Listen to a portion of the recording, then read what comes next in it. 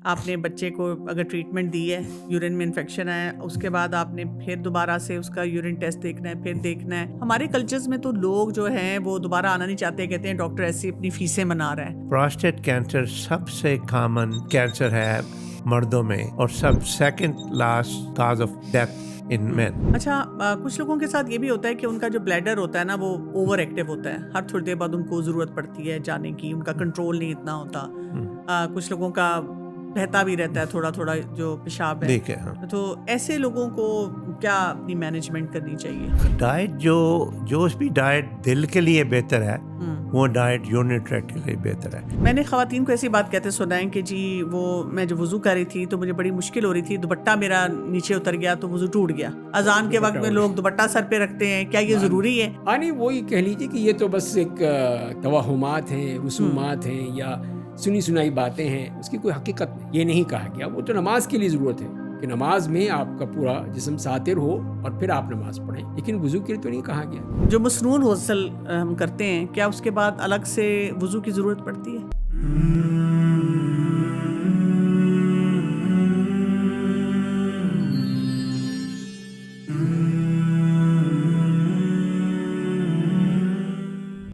السلام علیکم ورحمۃ اللہ وبرکاتہ. بسم اللہ الرحمن الرحیم. ہم جب اپنے جسم کو دیکھتے ہیں تو انسان جو سورہ رحمان میں آتا ہے فَبِأَيِّ آلَاءِ رَبِّكُمَا تُكَذِّبَانِ، کہ تم اللہ تعالیٰ کی کس کس نعمت کو جھٹلاؤ گے. انسان کہتا ہے کہ میرے جسم میں ہی اتنا کچھ ہے دیکھنے کے لیے، سمجھنے کے لیے اور اسے فائدہ حاصل کرنے کے لیے. اس میں اگر ہم ایک جو بہت امپورٹنٹ آرگن ہے جس کو ہم کئی دفعہ دیکھتے بھی نہیں ہیں، وہ ہیں ہمارے گردے، کڈنیز.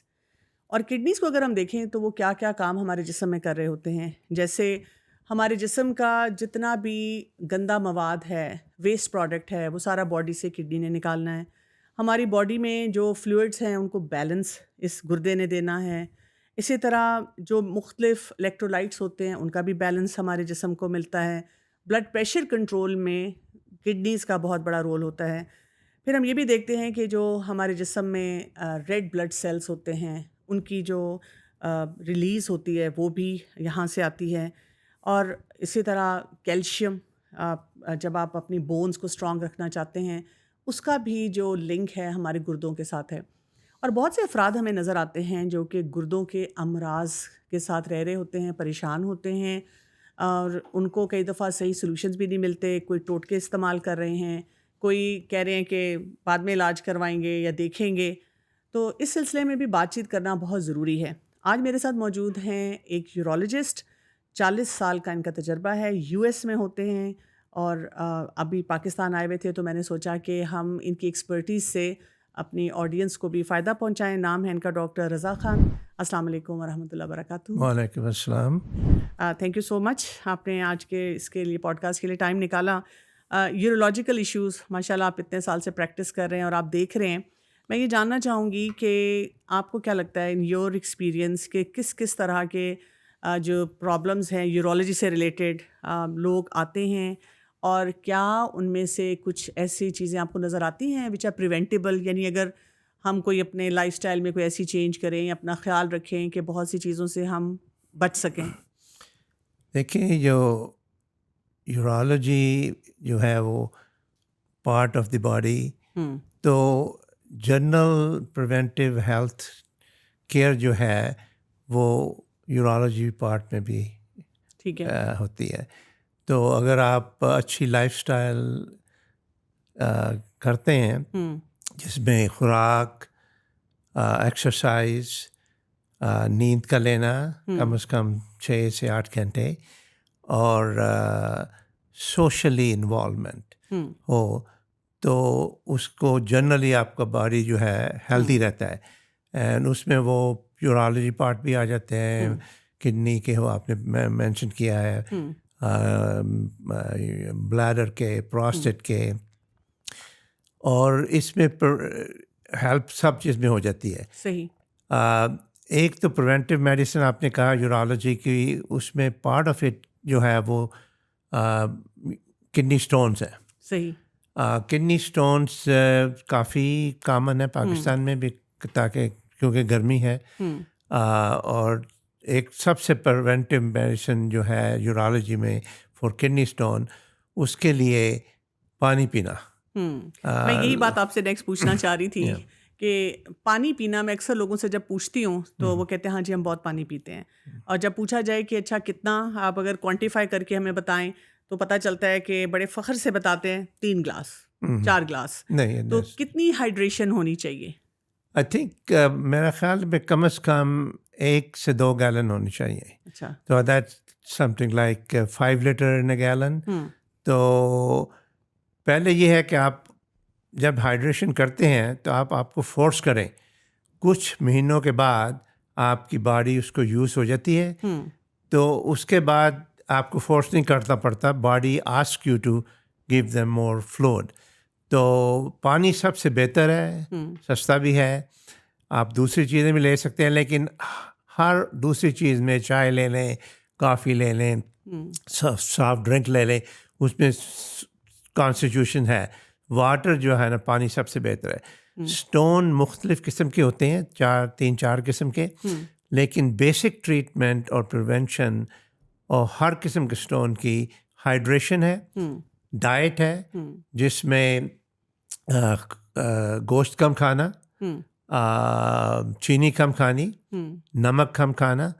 تو ہر چیز میں ماڈریشن، ہمارا جو مذہب ہے وہ ماڈریشن ہے. بالکل. تو اسی لحاظ سے یہ ڈائٹ میں ماڈریشن. اور پھر اس کے بعد اگر ایک دفعہ اسٹون ہو جائے تو اس کو انالائز ہم کرتے ہیں. ٹھیک ہے. اینڈ اس کو پتہ لگے کس قسم کا اسٹون ہے، کیلشیم آکسلیٹ ہے، یورک ایسڈ ہے، سسٹین اسٹون ہے. ان کی پھر اسپیشل ٹریٹمنٹ ہوتی ہے. ٹھیک ہے.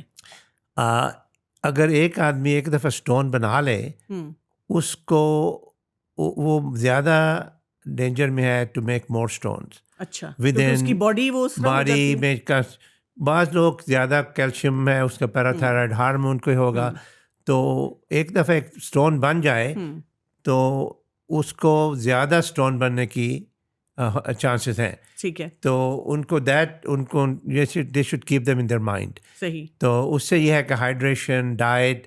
اس کے بعد اگر وہ ریپیٹڈ اسٹون فارمر بنائیں، پھر ان کو ہم میٹابولک ورک اپ کرتے ہیں. ٹھیک ہے.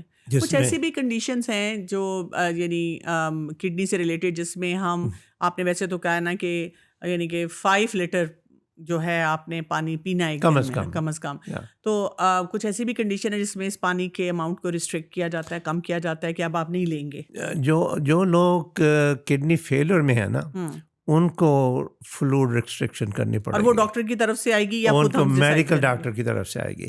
ٹھیک ہے. اور جو لوگ کارڈک فیلر میں ہیں ان کو بھی فلوئڈ ریسٹرکشن کرنی پڑے گی. تو اس کے علاوہ تو I don't think there are too many condition کہ جس میں آپ ریسٹرکشن کریں. ایکسرسائز کا آپ نے نام نہیں لیا، لائف اسٹائل چینج میں اس کا کوئی امپیکٹ ہوتا ہے یورینری سسٹم پہ؟ ایکسرسائز جو ہے وہ آپ کے جنرلی جسم کے لیے بہتر ہے، اور جو یورینری سسٹم ہے وہ پارٹ آف دی باڈی ہے. صحیح. So exercise helps to promote the circulation. تو اس میں سب چیزیں آ جاتی ہیں، گردے بھی، مثانے بھی، پراسٹیٹ بھی، اور general sexual organs they also are help with the exercise. آپ نے پراسٹیٹ کا ذکر کیا. مردوں میں یہ ایک چیلنج ہوتا ہے پراسٹیٹ انلارجمنٹ کا، اور پھر اس کے ساتھ جو چیلنجز آتے ہیں، اور اس میں پھر کینسر بھی کئی دفعہ جو ہے ڈائگنوز ہو جاتا ہے. تو پہلے تو میں یہ جاننا چاہوں گی کہ مردوں کو اپنی پراسٹیٹک ہیلتھ کے لیے کیا کرنا چاہیے؟ کوئی اسکریننگ ہے وہ کب کرنی چاہیے؟ کس طرح وہ ان کو اویئرنیس ہونی چاہیے، بجائے اس کے کہ اب ان کو اتنا بڑا کوئی چیلنج ہوا ہے اور اس وقت وہ پریشان ہو کے ڈاکٹر کے پاس جا رہے ہیں؟ سو جو پراسٹیٹ ہے اس کی پرابلم ینگ ایج میں مختلف ہے اور اولڈر ایج میں مختلف ہے. ٹھیک. ینگ ایج میں زیادہ ہم یہ دیکھتے ہیں کہ پراسٹیٹائٹس انفیکشن ہو جاتی ہے، اس کو ٹریٹ اپ کر لیں. بعض دفعہ اس میں انڈر لائن کاز ہوتا ہے، کوئی یورتھر اسٹرکچر ہو گیا یا آٹو امیون ڈیزیز یا ان کی امیونٹی کم ہو. جب بڑھتے ہیں ایج میں، آفٹر ایج 40 کے بعد پراسٹیٹ جو ہے وہ بڑا ہونا شروع ہو جاتا ہے، اور اس کی تاکہ لوکیشن جو بلیڈر سے آؤٹ لیٹ پر ہے تو اس کو پرابلم شروع کر دیتا ہے. اس کو بلاکنگ ہو گئی، پیشاب میں جلد زیادہ دقت ہوتی کرنے میں. تو جب آدمی 50 سال سے اوور ہو جائیں دین دے اسٹارٹ ہیونگ اٹ. ہر آدمی کا پراسٹیٹ بڑھتا ہے ایج کے ساتھ, لیکن ہم لارج پراسٹیٹ کو ٹریٹ نہیں کرتے, ان کو سمٹم کو ٹریٹ کرتے ہیں. ایک آدمی کا پراسٹیٹ بڑا ہے لیکن اس کے سمٹم بہت کم ہے, اس کو کوئی ضرورت نہیں ٹریٹ کرنے کی. ایک آدمی کے پراسٹیٹ چھوٹا ہے لیکن وہ ایسا بنا ہوا ہے کہ وہ ریسٹرکٹ کر رہا ہے, اس کے سمٹم کافی ہیں, اس کو بادر کرتے ہیں, فریکوینسی, رات کو اٹھنا, some time they have leakage ہوتی ہے, they need to be treated. صحیح. تو دیٹ جو ہے وہ بنائن نان کینسرس ہے. ٹھیک ہے. پھر اس کے علاوہ کینسرس ہے, وہ بھی بہت کامن ہے. پراسٹیٹ کینسر سب سے کامن کینسر ہے مردوں میں, اور second last cause of death in men. Prostate cancer ایک تو ہے جینیٹکلی ہے. صحیح. اگر آپ کے باپ, انکل, بردر کو پراسٹیٹ کینسر ہو تو وہ زیادہ رجحان ہے ان کا کہ وہ کینسر میں مطلب ہو جائے. ان کے لیے اسکریننگ ہم کہتے ہیں کہ 40 سال کی عمر میں آپ کریں. صحیح. اور جو دوسری پاپولیشن ہے ان کو 50 سال کی. صحیح. تو اسکریننگ میں یہ ہے کہ ایک تو آپ ان کی ہسٹری لیں, کوئی کیونکہ پراسٹیٹ کینسر کی ارلی اسٹیجز میں کوئی سمٹم نہیں ہوتے. There are no symptoms at all except ان کو آپ اسکریننگ سے پک اپ کر سکتے ہیں. تو اسکریننگ میں یہ ہے کہ آپ اس کو ہسٹری لیں کہ سمٹم نہ ہو, پھر اس کے آپ ایگزامینیشن کریں, پھر اس کے آپ یورین ٹیسٹ کریں, پھر اس کا آپ کو ایک بلڈ ٹیسٹ ہے call PSA. PSA is prostatic specific antigen. یہ اینٹیجن پروڈیوس ہوتی ہے cell lining of the prostate.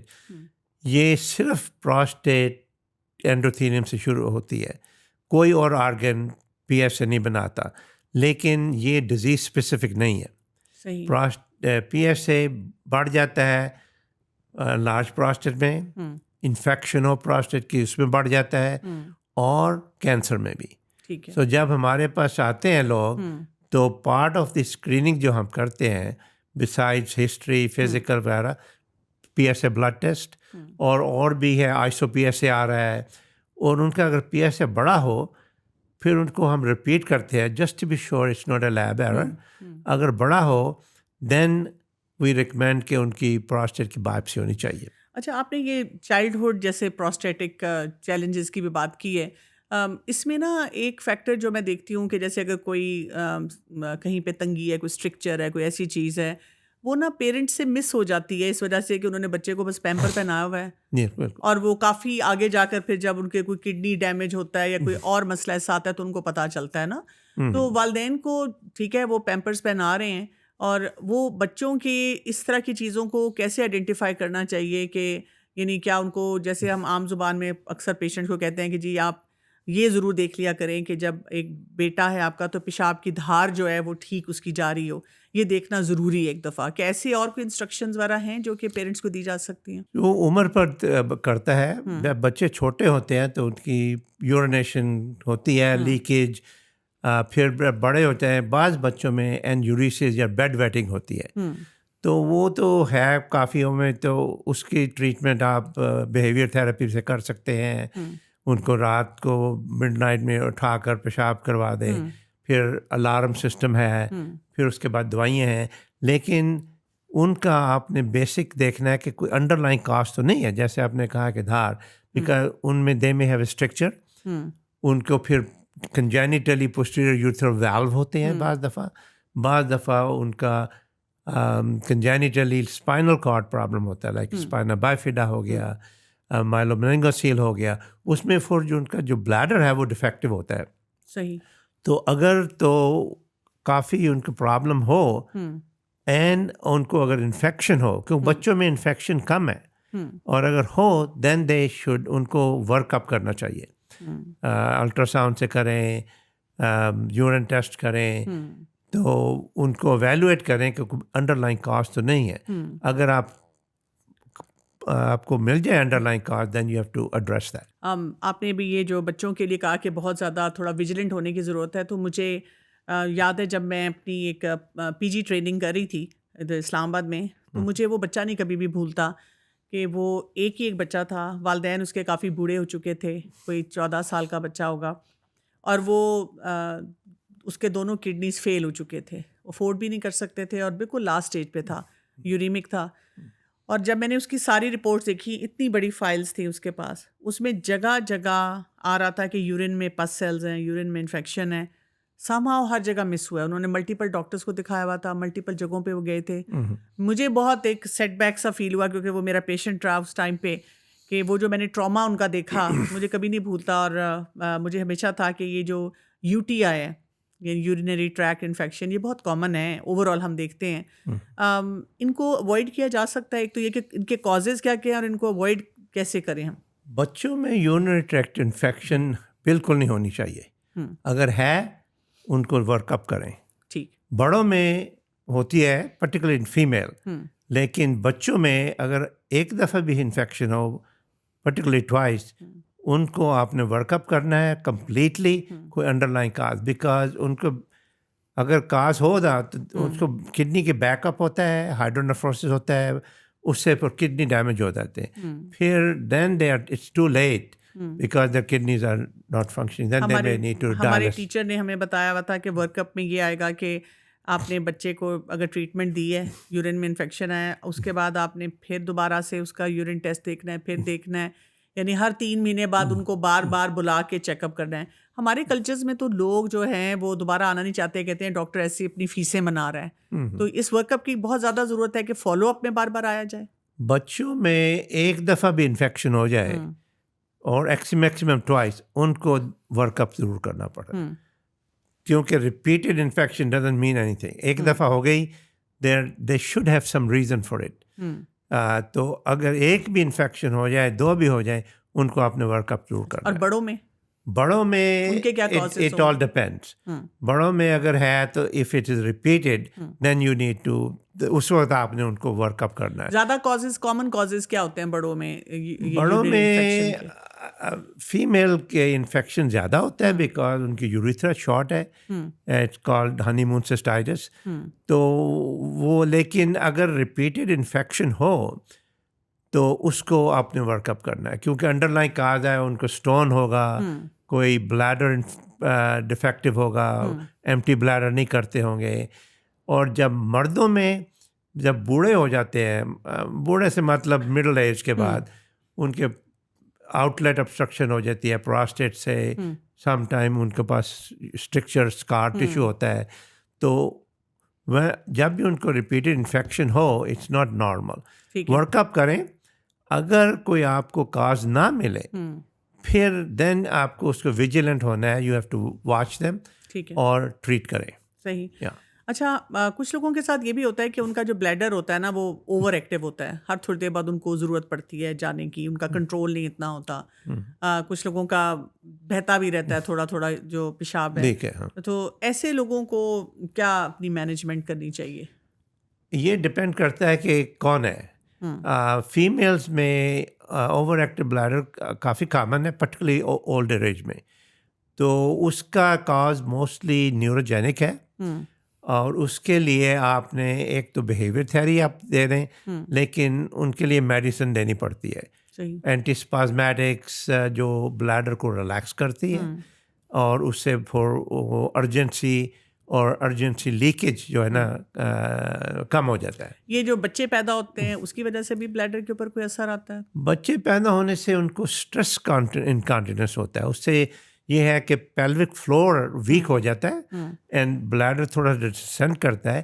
تو وہ اسٹریس جب کھانستے ہیں یا کوئی چیز اٹھاتے ہیں یا ہنستے ہیں اونچے سے، اس سے وہ ابڈامینل پریشر جو بڑھ جاتا ہے، اس سے لیکیج ہو جاتی ہے. That's one kind of incontinence. اس کے لیے کیگل ایکسرسائز کر سکتے ہیں، پیلوک فلور ایکسرسائز کر سکتے ہیں. اور اگر نہ بہتر ہو تو پھر آپ نے رجحان ہوگی اپنی سرجری، اپنے bulking agent, mid urethral sling procedure, تو وہ پھر بہتر ہو جاتا ہے. اس سے بہتر ہے کہ انسان پہلے سے اپنی وہ پریونٹیو سائٹ پہ اس طرح کر لے. اور مردوں میں اوور ایکٹیو بلیڈر جو ہے اس کی یوزول کاز پراسٹیٹ انلارجمنٹ ہے. پراسٹیٹ انلارجمنٹ نہ صرف بلاک کرتا ہے بلکہ بلیڈر کو بھی اوور ایکٹیو کر دیتا ہے. تو اس کے لیے ہم بسائڈ میڈیسن فار پراسٹیٹ ہم بلیڈر کے لیے بھی وہی استعمال کرتے ہیں جو عورتوں میں کرتے ہیں. اس سے ان کو سمٹمیٹک فرق پڑ جاتا ہے. آپ نے یہ بھی ذکر کیا کہ ڈائٹ میں جیسے گوشت کم لیا جائے اور ویجیٹیبلز وغیرہ زیادہ لیے جائیں، تو یہ تو بڑا مشکل آپ نے کام بتا دیا ہے کہ وہ لوگ جو کہ صبح اٹھتے ہی ساتھ ہی کوئی نہاری ڈھونڈ رہے ہیں یا کوئی سری پائی ڈھونڈ رہے ہیں اور پھر کہہ رہے ہیں کہ آج اگر گوشت نہیں بنے گا تو ہم نے کھانا نہیں کھانا. تو ڈائٹری چینجز جو ہیں کون کون سی بہت زیادہ ضروری آپ سمجھتے ہیں کہ یہ چیزیں جو ہیں یہ بلیڈر کے لیے اور آپ کے یورینری ٹریک کے لیے بہت خطرناک ہے، ان کو آپ جتنا اوائڈ کر سکتے ہیں اوائڈ کریں؟ ڈائٹ جو بھی ڈائٹ دل کے لیے بہتر ہے وہ ڈائٹ یورینری ٹریکٹ کے لیے بہتر ہے. تو اس میں ماڈریشن آ جاتی ہے اور excessive of everything is bad. ٹھیک. So that and then hydration. آپ نے تو بہت زیادہ دل سے ملا دیا ہے گردوں کو. یہ بتائیے گا کہ ہمارے پاس جیسے میل کیسز ایسے آتے ہیں جو امپوٹینس کے آ جاتے ہیں، اور یہ وہ ایسا مسئلہ ہے جس کو کوئی بھی ایڈریس کرنے کے لیے تیار نہیں ہوتا. پہلے تو وہ جو مرد ہے وہی کسی کے پاس جانے کے لیے تیار نہیں ہوتا کہ یہ مسئلہ ٹریٹیبل ہے، اور اگر کبھی کسی کو کہہ دیا جائے کہ آپ کو یورولوجسٹ کے پاس جانا ہے اس مسئلے کے لیے، تو ان کو یہ نہیں سمجھ آتی کہ اس کا یورولوجی کے ساتھ کیا تعلق ہے. تو یورولوجسٹ جو ہیں اس سلسلے میں کیسے ہیلپ کر سکتے ہیں؟ تو یہ جو پرابلم ہے یہ ہے یورولوجیکل پرابلم. ٹھیک ہے. اس کی ٹریٹمنٹ یورولوجسٹ ہی اکثر کرتے ہیں. اس کی کازز بہت زیادہ ہیں. جو ڈائبیٹک لوگ ہیں ان کے پاس کافی پرابلم ہوتا ہے. ٹھیک. اس کے بعد ہارڈننگ آف دی آرٹریز. جو دل کے مرض ہوتا ہے وہ لوکلائز نہیں ہوتا، اسے جنرلائز ڈیزیز. اس کو ویسل جو بلڈ سپلائی کرتی ہیں وہ بھی جو ریئیکشن کرتی ہیں دے آر افیکٹڈ. ٹھیک ہے. تو اس کے لیے جب وہ آتے ہیں تو دین وی بسائڈ ان کو کرنا ہے کہ ہیلتھ ایشو کریں، ایکٹیو لائف اسٹائل کریں، ڈائٹ کنٹرول کریں، اپنی ڈائبٹیز کنٹرول کریں. ان کے لیے پھر سب سے آسان چیز جو ہے وہ ہے پلز 5 الفا جو ہے نا PD5 انہیبیٹرز، جیسے وائگرا ہو گیا، سیالس ہو گیا، وہ سب سے آسان چیز ہے.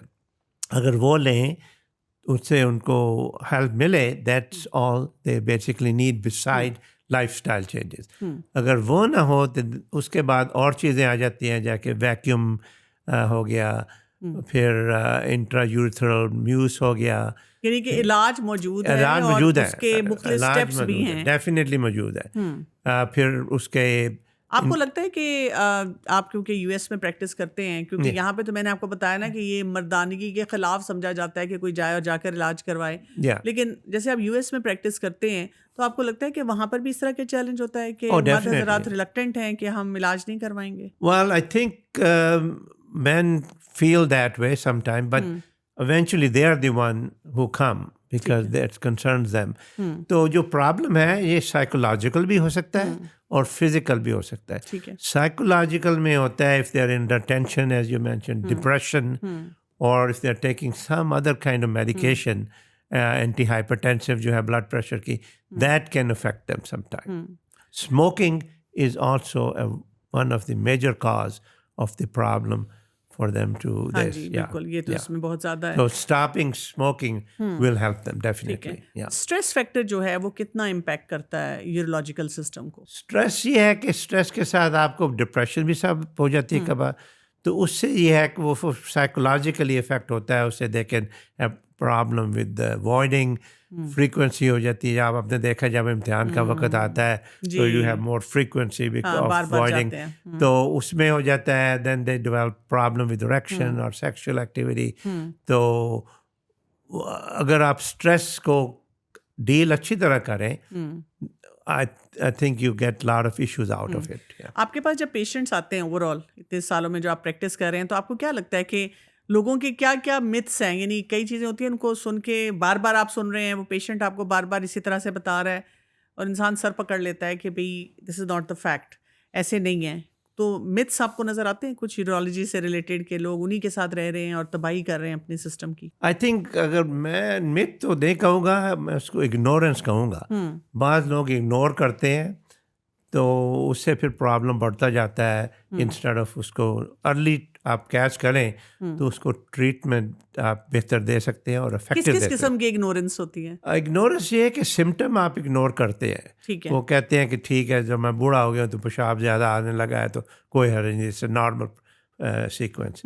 تو اس سے اگنور کرنے سے یہ ہے کہ بعض دفعہ آپ کینسر کو اگنور کرتے ہیں، اور کینسر جو ہے اگر آپ ارلی اسٹیج میں نہ کیچ کریں تو ٹریٹمنٹ از کوائٹ ڈیفیکلٹ، بہت مشکل ہو جاتی ہے. اور وہ ہر کائنڈ میں، پراسٹیٹ کینسر میں، کڈنی کینسر میں، بلیڈر کینسر میں، ہر کینسر میں ایم یہ ہے کہ آپ اس کو پہلے جلدی سے جلدی ڈائگنوز کریں تاکہ اس کی ٹریٹمنٹ کیوریٹیو ہو، اس کو آپ کمپلیٹلی کیور کر سکیں. اگر ارلی اسٹیج میں نہیں کریں گے تو دے اٹس ناٹ کیوریبل. پھر ان کو chemo, radiation, and that has lot of side effects on the body. بالکل صحیح کہہ رہے ہیں آپ. اچھا، جو یورولوجی کی فیلڈ ہے اس میں جیسے باقی فیلڈس میں بھی بہت ایڈوانسمنٹس ہمیں نظر آتی ہیں، تو کیا کیا ریسنٹ ایئرس میں آپ دیکھتے ہیں کہ آپ وہاں پہ جو پریکٹس بھی کر رہے ہیں تو آپ کو کیا لگتا ہے کہ یورولوجی کی فیلڈ میں کیا کیا اب ایسا ایڈوانسمنٹ ہے جس سے کہ جنرل پبلک کو اویئر ہونا چاہیے اور اس سے وہ فائدہ بھی حاصل کر سکتے ہیں؟ یورولوجی میں کافی ایڈوانسمنٹس ہوئی ہیں ہر ایریا میں. ایک ایریا تو ہے جس میں منیمل سرجری، اور اس میں سب سے زیادہ روبوٹک سرجری ہے. روبوٹک سرجری سے ہم بالکل تھوڑا سا انسیژن دیتے ہیں اور اس سے سب روبوٹک سے کرتے ہیں.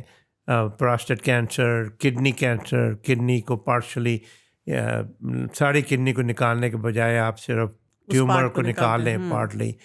تو اس سے یہ ہے کہ ایک تو ریکوری فاسٹ ہے، ریکوپریشن فاسٹ ہے، they can go back to their activities faster, اور آؤٹ کم سم ٹائم بہتر ہے کیونکہ روبوٹک میں اس کی امیج میگنیفائز ہے، اس سے 3D امیج اور کنٹرول بہت ہے. اس کی سرجری آپ بہتر، آپ فار ایگزامپل پراسٹیٹ کینسر کے لیے جو جتنی بھی سرجری کرتے ہیں آلموسٹ 99% ہم وہاں روبوٹک کرتے ہیں. اچھا، اسی طرح کڈنی کی بھی آپ کر سکتے ہیں، بلیڈر کی بھی کر سکتے ہیں. تو that is something important.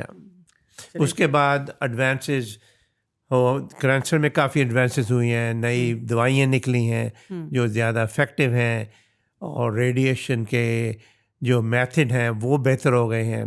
Kidney stones کے لیے کیا ہے؟ اس میں بھی بہتری ہے کوئی اب نئی چیز؟ کڈنی کے لیے جی، جیسے سٹونز وغیرہ ہوتے ہیں ہاں، کڈنی میں. سٹون کے لیے ہاں ہے، اس میں بھی منیملی انویٹیو ہو گیا ہے.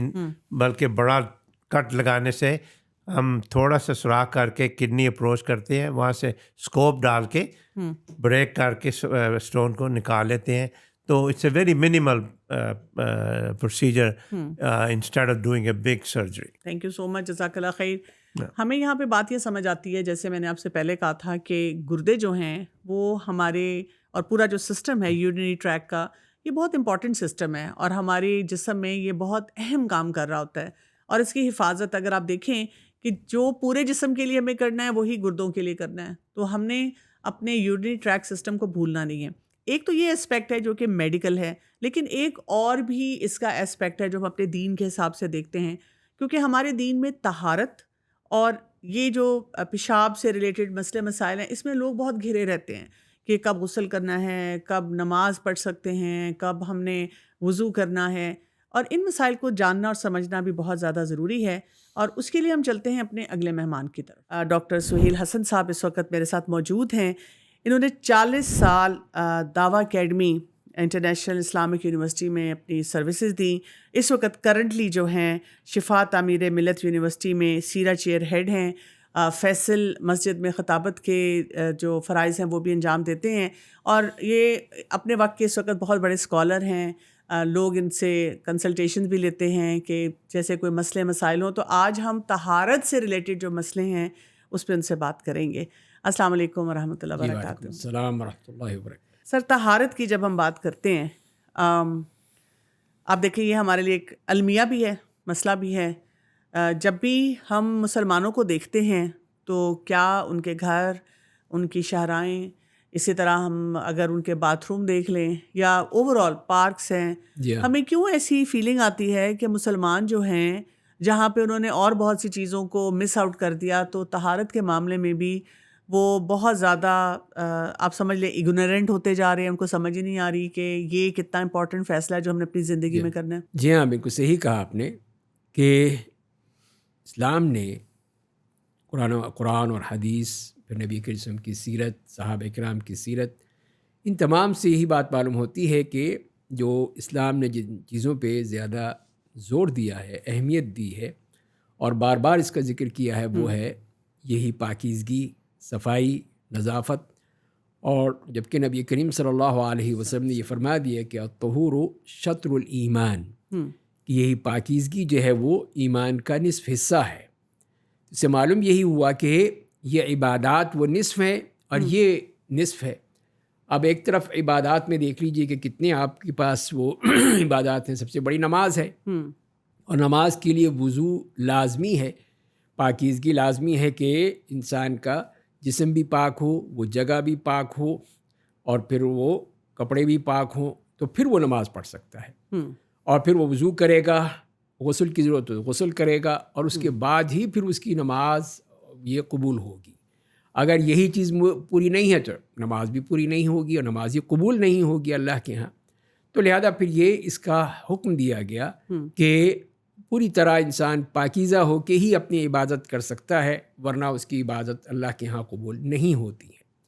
دوسری بات یہ ہے کہ جہاں ہماری عبادات سے تعلق ہے، وہ ہماری صحت سے بھی تعلق ہے.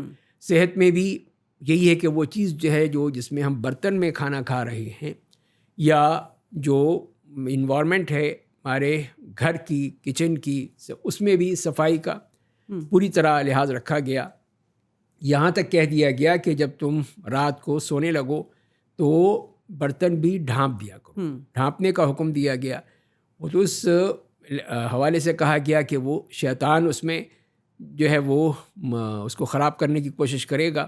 لیکن حکمت دیکھیے کہ کتنی بڑی حکمت ہے کہ اس میں کوئی چیز گر سکتی ہے، کوئی گرد و غبار آ سکتا ہے، کچھ اور چیز ہو سکتی ہے جو ہمارے لیے مضر ہوگی. تو جب صفائی ہوگی تو یہ چیزیں خود بخود جو ہیں وہ ہمیں پاک رکھیں گی اور ہمیں بھی محفوظ رکھیں گی.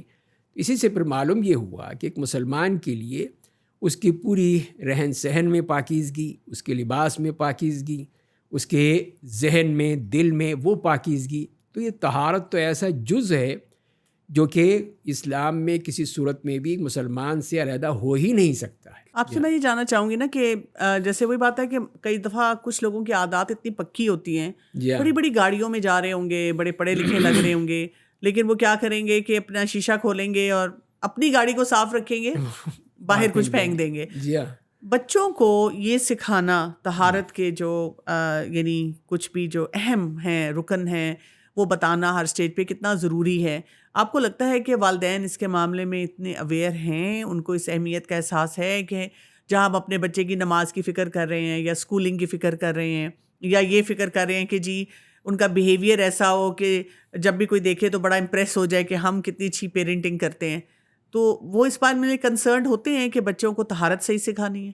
یہی تو مسئلہ ہے. یہی تو مسئلہ ہے کہ ان چیزوں میں ہم نے اس میں وہ اہمیت نہیں دی جو دینی چاہیے تھی.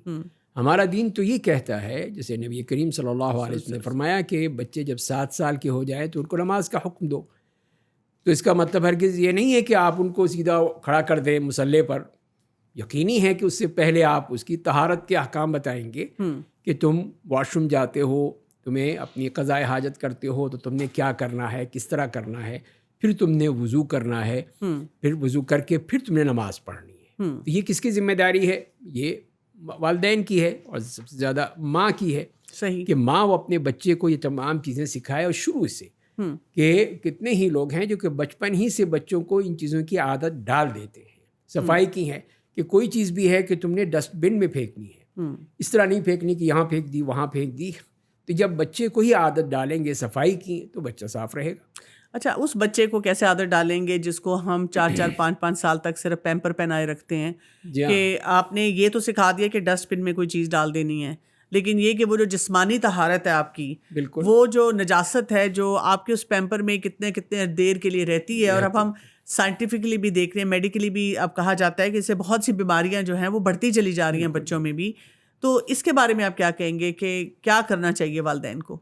جی ہاں, یہ تو جیسے کہ آپ نے میڈیکل سائنس کا بھی حوالہ دیا, تو جہاں اس کے لیے وہ جسمانی طور پر مضر ہے, اسی طرح یہ ہے کہ وہی طہارت کا جو جیسے میں نے کہا کہ تصور دیا اسلام نے, کہ اس تصور کے بھی خلاف ہے, اس تصور کے بھی بالکل خلاف ہے کہ اب بچہ جو ہے وہ صبح سے لے کے شام تک اسی پیمپر میں ہی گزارا کرے.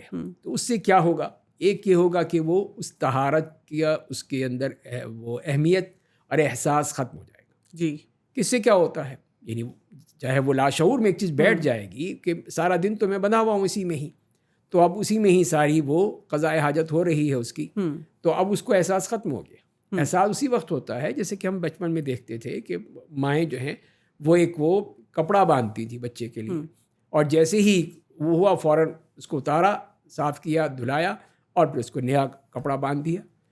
تو یہ اس سے پھر بچے میں بھی احساس پیدا ہوتا ہے. جی, اور ٹریننگ بھی جلدی دے دیتی تھی. جی ہاں, وہی میں عرض کرنے والا تھا کہ یہ ٹریننگ کا معاملہ جو ہے وہ اسی وقت سے شروع ہو جاتا ہے. پھر ذرا بچہ بڑا ہوگا تو آپ اس کو ٹرین کریں کہ وہ جائے واش روم میں جائے, وہاں جا کے اپنی ضرورت پوری کرے, اور اپنے پاکیزگی ماں سکھائے اس کو کہ تم نے کیسے پاک ہونا ہے, تو پاکیزگی سکھائے.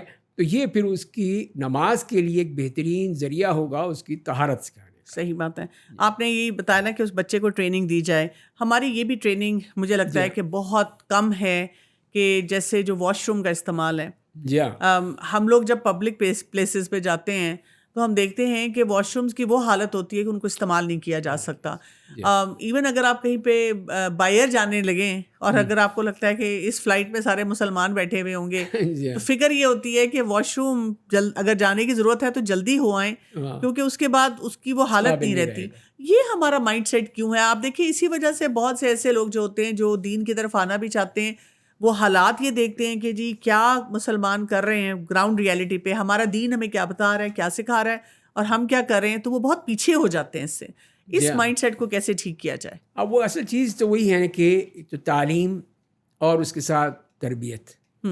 تو تعلیم کی کمی ہے. اب جیسے ہم دیکھا حج پہ دیکھیے لوگ جاتے ہیں, لاکھوں لوگ جاتے ہیں, اور خاص مسلمان ملکوں سے ہی, ان کی وہاں پر دیکھ لیجئے کیا کیفیت ہوتی ہے. اسی طرح اپنے ملکوں میں دیکھ لیجئے ان کی کیا کیفیت ہوتی ہے. تو اس کا ان کو احساس دلایا ہی نہیں جاتا, ان کی تربیت ہی نہیں دی جاتی. تو جب سے پہلے تعلیم ہوگی کہ ہمارے دین نے ہمیں کتنی اس کے بارے میں اہمیت دی ہے, اس کو بار بار تاکید کی ہے کہ یہ صفائی کا, نظافت کا, طہارت کا خیال رکھنا چاہیے. تو وہ چیز جب نہیں پیدا ہوتا ہے, احساس ہی پیدا نہیں ہوتا ہے, تو پھر وہ آگے بڑھ کر کیا ہوگا؟ یہی ہوگا کہ ان کو یہی نہیں معلوم کہ اگر ہم کموڈ پہ بھی بیٹھنا ہے تو کس طرح بیٹھنا ہے. اگر وہ جوتے لے کر اس کے اوپر چڑھ کے بیٹھ جائیں گے, جیسے کہ آپ نے بتایا فلائٹ میں یہی ہوتا ہے, یہی مسئلہ ہوتا ہے, ان کو پتہ ہی نہیں کیسے استعمال کرنا ہے اس کو. اب یہ چیز جو ہے یہ تعلیم سے ہی آتی ہے, کہ جب کہ ہم شروع سے بچے کو بھی بڑے کو بھی ایجوکیٹ کریں گے, تب اس کو پتہ چلے گا کہ یہ استعمال کیسے ہوتا ہے, کس طرح اس پہ کام کیا جاتا ہے.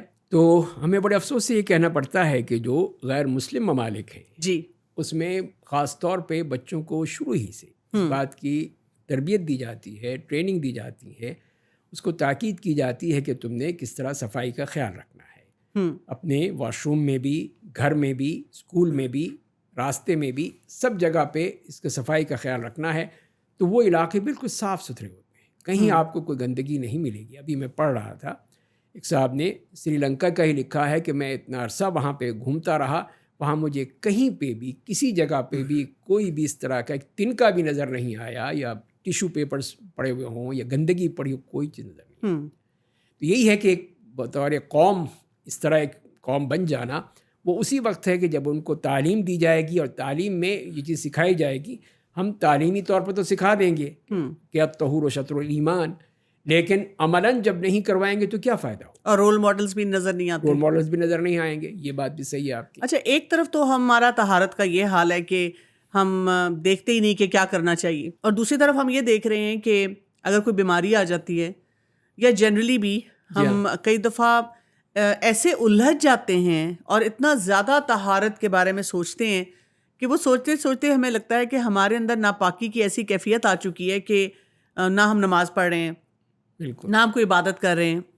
تو میں آپ سے اسپیشلی جاننا چاہوں گی کہ جو کامن کچھ ہماری میڈیکل کنڈیشنز ہیں، جیسے کچھ لوگ ایسے ہوتے ہیں جن کا جو پیشاب ہے وہ کسی بیماری کی وجہ سے لیک کرتا رہتا ہے، جس کو ہم کہتے ہیں یورینری انکانٹیننس. جی ہاں، اس سلسلے میں ہمارا دین ہمیں کیا بتاتا ہے کہ اگر کوئی ایسا مریض ہے، وہ نماز پڑھنا چاہ رہا ہے، اس کو کب غسل کرنا ہے، کب وضو کرنا ہے، کیا اس کی نماز ہو جائے گی؟ کچھ لوگ ایسے بھی ہوتے ہیں کہ وہ وضو کر کے کھڑے ہیں اور کسی وجہ سے مثلاً ان کو کھانسی زیادہ آئی یا کچھ ایسا مسئلہ ہوا جس کی وجہ سے ان کا کچھ پیشاب لیک ہو گیا، تو اب وہ کیا کریں؟ کیا نماز توڑیں؟ کیا نماز مکمل کریں؟ جی ہاں، جیسے آپ نے اپنی میڈیکل اس کی اصطلاح سے بتایا، تو ہمیں فقہا کے نزدیک جو بات ملتی ہے کہ وہ سلس البول، یہی ہے کہ وہ اس طرح ان کا پیشاب جو ہے وہ لیک ہوتا رہتا ہے. تو اس کی ایک تو وہ ہے کہ جو کہ بعض حالات میں ہوتا ہے، بعض لوگوں کا ہے کہ وہ جو اگر پراسٹیٹ کے مریض ہیں تو وہ ان کے لیے کنٹرول کرنا مشکل ہو جاتا ہے، لیکن وہ اسی وقت پہ جب کہ پریشر ہو تو پھر ان کو یہ کیفیت پیدا ہو جاتی ہیں کہ اگر وہ واش روم نہ جائیں تو ہو سکتا ہے کہ وہ ان کے کپڑوں میں ہی لیک ہو جائے. جی، ایک تو یہ شکل ہے. دوسری وہ ہے جو کہ مسلسل یہ سلسلہ جاری رہتا ہے، جیسے وہ خواتین کا بھی وہ ایک مسئلہ ہے، جی، اس میں بھی، اور یہ یہاں پہ پیشاب کا مسئلہ بھی ہے جو کہ مردوں میں بھی ہو سکتا ہے، خواتین میں بھی ہو سکتا ہے. تو جہاں تک کہ جو پہلا معاملہ ہے اس میں تو یہی لکھا ہے کہ جو بھی انسان اگر اس طرح پھر جس کے ہاں کوئی وقفہ ہے یا ایسا کیفیت، تو اس کو چاہیے کہ پھر وہ نماز سے پہلے پوری طرح فارغ ہو جائے، ٹھیک، پوری طرح فراغت حاصل کر لے، وضو کر لے اور نماز پڑھ لے. اگر اس کو شک ہے کپڑوں کے بارے میں تو کپڑے بدل لے، پھر کوئی صاف ستھرے پاکیزہ کپڑے پہن لے تو پھر کوئی مشکل نہیں ہوگی. اصل مسئلہ وہی ہے کہ جس کے ہاں یہ بریک نہیں ہوتا، یا آپ کہہ لیجئے کہ اس کے ہاں وہ ایسے مسئلے بن گئے ہیں کہ اب وہ کنٹرول نہیں کر سکتا، جی، یا انسرٹینٹی ہے، کبھی ہوتا ہے کبھی نہیں ہوتا. بالکل. تو اس کے لیے پھر یہی کہا گیا ہے کہ ایسی حالتوں میں جہاں پہ بھی ایسے کوئی مسائل ہوں تو وہاں پہ اس کے لیے پھر یہ رخصت ہے کہ وہ اپنے پاکیزہ کپڑے پہن لے، اس کا انتظام کر لے، اس کے کنٹرول کا، یعنی کہ وہ اس قسم کی کوئی چیز پہن لے اور اس کے ذریعے سے پھر وہ نماز پڑھ لے. اس وقت کی نمازیں جو ہیں وہ اس کے لیے جائز ہوں گی، صحیح، چاہے کہ وہ قطرے ٹپکتے رہیں، چاہے کچھ بھی ہو، چاہے وہ خواتین کے وہ خون کا مسئلہ ہے یا دوسرا یہ پیشاب کا مسئلہ ہے. تو اس صورت میں جب کہ وہ کنٹرول نہیں کر پاتے اور یہ سلسلہ جاری رہتا ہے تو پھر ان کو صرف پہلے وہ وضو کرنا ہے، صفائی کرنی ہے، صاف کپڑے پہننے ہیں، اور پھر وہ جو نمازیں ہوں گی، اس کی سنتیں ہیں، نوافل جو پڑھنا چاہتے ہیں اس وقت کے لیے وہ پھر کر لیں گے. ٹھیک ہے. اور اس کے بعد پھر اگلے وقت کے لیے دوبارہ کرنا ہوگا، یعنی ہر نماز کے لیے پھر ان کو فریش کرنا ہے. فریش کرنا. لیکن اگر اس نماز میں جیسے فرض ہیں، سنتیں ہیں، نوافل ہیں، وہ ان ون اسٹریچ آپ پڑھ سکتے ہیں. ٹھیک ہے. یہ تو پھر کام بہت آسان ہو جاتا ہے کہ کوئی اتنا مشکل نہیں. جو پیشنٹ جس کو جو کیتھیٹرائزڈ ہے، کیتھیٹر ڈلا ہوا ہے، جی ہاں، اور یہ اس میں بھی یہ ہو سکتا ہے کہ وقتی طور پہ کیفیت ہے کہ یہ ڈالا گیا ہے، یا یہ ہے کہ وہ ایسا ہے جو پرماننٹ کیتھیٹر کے ساتھ ہے، تو ان کے لیے پھر کیا حکم ہوگا؟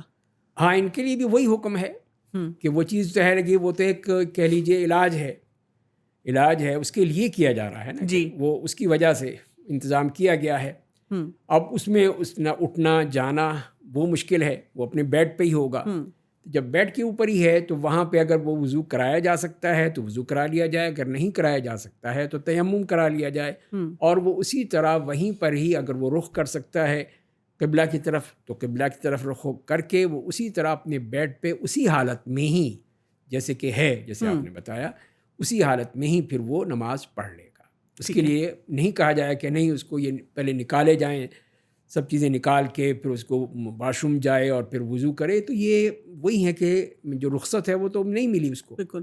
ہمارے زیادہ تر لوگ یہ نہیں کہتے کہ بھی ہم کو کیتھیٹر نکالیں. ہمارے زیادہ تر لوگ یہ کہتے ہیں کہ جی میں کیونکہ ناپاکی کی حالت میں ہوں تو میں نے اس وقت نماز نہیں پڑھنی. جی ہاں، زیادہ تر لوگوں کا یہ طریقہ ہوتا ہے کہ بھی ناپاکی کی حالت ہے اس لیے وہ نمازیں چھوڑتے چلے جاتے ہیں. آپ کی بات سے مجھے یہ بات سمجھ آ رہی ہے کہ نماز جو ہے وہ ہر حال میں پڑھنی ہے، اور اس میں اس کے ساتھ آپ کی جو بیماری کی نوعیت ہے اس کے مطابق آپ کو رخصت مل جائے گی. یا اس میں ایک اور آسانی بھی ہے، وہ یہ ہے کہ 2 نمازیں جمع کر لی جائیں. یہ اور آسانی ہے. یعنی اگر سفر پہ نہیں بھی ہیں لیکن بیمار ہیں. جی ہاں بیمار ہیں, یہی جیسے کہ اس بیماری کی خواتین کا مسئلہ ہے یا یہ پیشاب کا مسئلہ ہے, تو اس صورت میں جو اس کو ذرا اگر ایسی حالت بہتر ہے تو ظہر اثر وہ جمع کر سکتا ہے تو وہ جمع کر لے, مغرب عشاء جمع کر سکتا ہے تو وہ جمع کر لے. خواتین کے بارے میں تو آتا ہے ایسی ان کی استحاضہ کی صورت میں. ٹھیک ہے. اسی طرح یہاں پر بھی ہم کہہ سکتے ہیں کہ اس بیماری کی شکل میں تاکہ اس کو تکلیف سے بھی بچا لیں اس کو اور پھر اس مشقت سے بھی بچا لیں, تو اس میں پھر بہتر یہی ہوگا کہ 2 نمازیں وہ اکٹھی پڑھ لیں. سر جو بیڈ ریڈن ہوتا ہے پیشنٹ, ایک ایسے بھی مریض ہوتے ہیں جو کہ وہ بسترے سے اٹھ نہیں پاتے. کچھ تو آپ نے بتا دیا کہ اگر وہ کیتھیٹرائز بھی ہیں تو قبلہ رخ ہو سکتے ہیں تو ٹھیک ہے, نہیں تو وہ ویسے پڑھ سکتے ہیں نماز.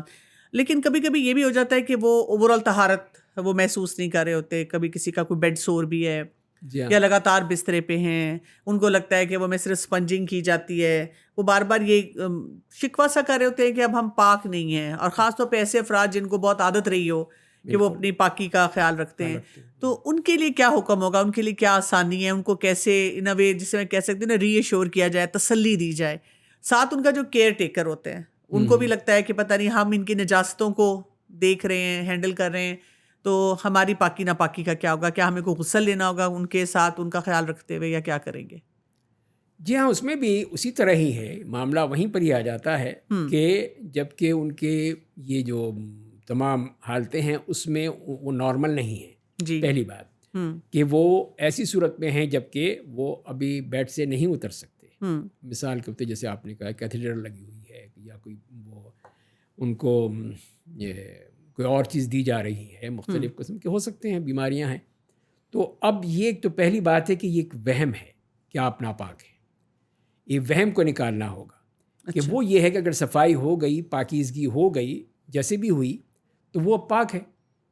اب پاکیزگی ہو گئی نا کہ جب وہ نجاست جو ہے یا جو بھی مسئلہ تھا وہ ختم ہو گیا, تو اب یہ ہے کہ وہ یہ نہ کہے کہ میں ناپاک ہوں, اب وہ پاک ہو گیا. صحیح. اب اس کی یہ ہے کہ جیسے میں نے پہلے بھی عرض کیا کہ یا تو اس کو وضو کرا سکتے ہیں, کس طرح وضو کرا دیں کہ وہ اپنے گیلے کپڑے سے یا گیلے ہاتھ سے ان کے ہاتھ پاؤں جو ہیں وہ اس طرح ان کے اوپر پانی پھیر دیا جائے. اور اگر ایسا نہیں ہے, ممکن نہیں ہے ایسا, تو تیمم کر لیں. تیمم کا طریقہ کیا ہوگا؟ تیمم کا جیسے کہ نبی کریم صلی اللہ علیہ وسلم نے یہی فرمایا ہے کہ دونوں ہاتھوں کو لگانا ہے جیسے کہ ایسی جگہ جہاں کوئی غبار ہے, مٹی ہے, وہاں پہ لگا کے اور اس کے بعد پھر اپنے چہرے پہ مل لیں اور ہاتھوں پہ مل لیں. بس اس کے علاوہ اور کچھ نہیں, نہ کوہنیوں پہ جانا ہے نہ اور کہیں پاؤں پہ لگا. بس یہ اتنی آسانی ظاہر ہے کہ جب بیمار ہے اور ایک ضرورت ہے, سفر میں ہے یا ایسی حالت میں جہاں کہ ممکن نہیں ہے, یا تو پانی نہیں ہے یا پانی کا استعمال ممکن نہیں ہے, اور ایک مریض کے لیے تو ہو سکتا ہے کہ مشکل. اچھا, آج کل کے دور میں ہم دیکھتے ہیں جیسے اب گیس کا کرائسس ہے, کئی دفعہ اتنا ٹھنڈا پانی ہوتا ہے اور آپ عمر کے حصے میں ہوتے ہیں کہ آپ کو لگتا ہے یا آپ کو کوئی الرجی ہوتی ہے, آپ کو لگتا ہے کہ اگر وہ ٹھنڈا پانی میں نے استعمال کر کے صبح جیسے فجر کا وقت ہے, عشاء کا وقت ہے, وضو کیا تو میری کیفیت ایسی ہو جائے گی کہ مجھے سردی لگ سکتی ہے, تو کیا اس میں بھی پھر تیمم کیا جا سکتا ہے جبکہ پانی موجود ہے؟ جبکہ پانی موجود ہے, لیکن یہی بیماری کا خطرہ ہے, بیماری کا, مرض کا, بڑھاپے میں ہے یا اور کوئی ایسا خطرہ موجود ہے کہ انسان اس کو برداشت نہیں کر پائے گا, تو ایسی صورت میں پھر یہ کہ وہ تیمم کر لے. اور یہ آسان طریقہ بتا دیا ہے. اس میں ایک اور میں اضافہ کروں, جیسے کہ اب وہ کہتے ہیں کہ جی اب ہاسپٹل میں ہے مریض, جی اب وہاں تو کوئی مٹی نہیں ہے, صاف ستھرا بالکل بہترین وہ ہے, تو وہی ہے کہ کوئی مٹی کا ڈھیلا بنا لیا جائے یا مٹی جو ہے وہ گیلی مٹی جو ہے اس کو ایک وہ ایسا بنا لیا جائے, اس کو صاف رکھ لیا جائے کہ وہ صرف اس پہ ہاتھ پھیر لے, بس اس کو پھر آپ بند کر کے رکھ دیں کسی بھی کپڑے میں, کسی بھی شاپر میں اس کو رکھ دیں. باقی جب بھی ہوں تو اس پہ ہاتھ پھیر کے جو ہے وہ تیمم کر لیں. آپ کی بات سے مجھے یہ خیال آ رہا ہے کہ اکثر ہوتا ہے کوئی مریض ہو نا تو ہم ان کے لیے پھول اور پتہ نہیں مٹھائیاں اور کیا کچھ لے کے جاتے ہیں, تو اگر ہم تیمم کے لیے ان کے لیے کچھ ایسی چیز اہتمام کر لیں تاکہ وہ نماز پڑھ سکیں اور اپنی عبادات جو ہے ان پہ توجہ تھوڑی سی دے سکیں.